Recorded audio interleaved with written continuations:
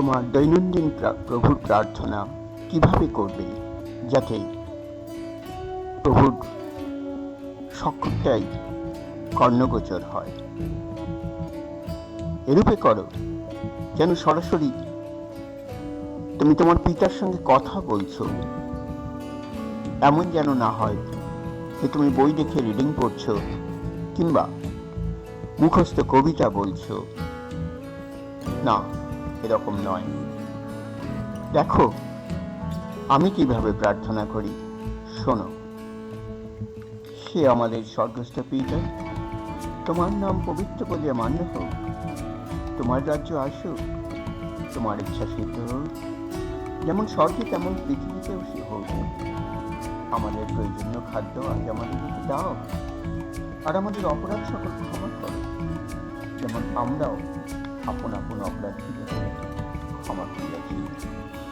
আর আমাদের অতি পরীক্ষাতে আনিও না, কিন্তু মন্দ হইতে রক্ষা করো, কারণ রাজ্য, পরাক্রম ও মহিমা যুগে যুগে তোমার হোক। আমেন। সঙ্গে এটাও মনে রেখো যে মথে লিখিত সুসমাচারের 6 অধ্যায়ের 5 পদ থেকে 8 পদ পর্যন্ত যেমন লেখা আছে, আর তোমরা যখন প্রার্থনা করো তখন কপটীদের ন্যায় হইও না, কারণ তাহারা সমাজগৃহে ও পথের কোণে দাঁড়াইয়া লোক দেখানো প্রার্থনা করিতে ভালোবাসে। আমি তোমাদিগকে সত্য বলিতেছি, তাহারা আপনাদের পুরস্কার পাইয়াছে।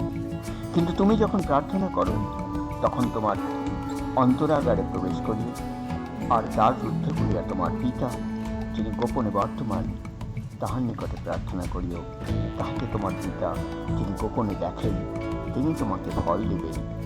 আর প্রার্থনাকালে তোমরা অনর্থক পুনরুক্তি করিও না, যেমন জাতিগণ করিয়া থাকে, কেননা তাহারা মনে করে বাক্য বাহুল্যে তাহাদের প্রার্থনার উত্তর পাইবে।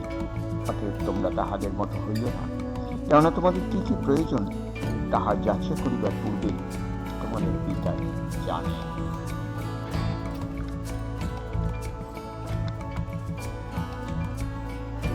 আমার প্রিয় ভাই বোনেরা, দর্শক ও শ্রোতারা, যদি আপনাদের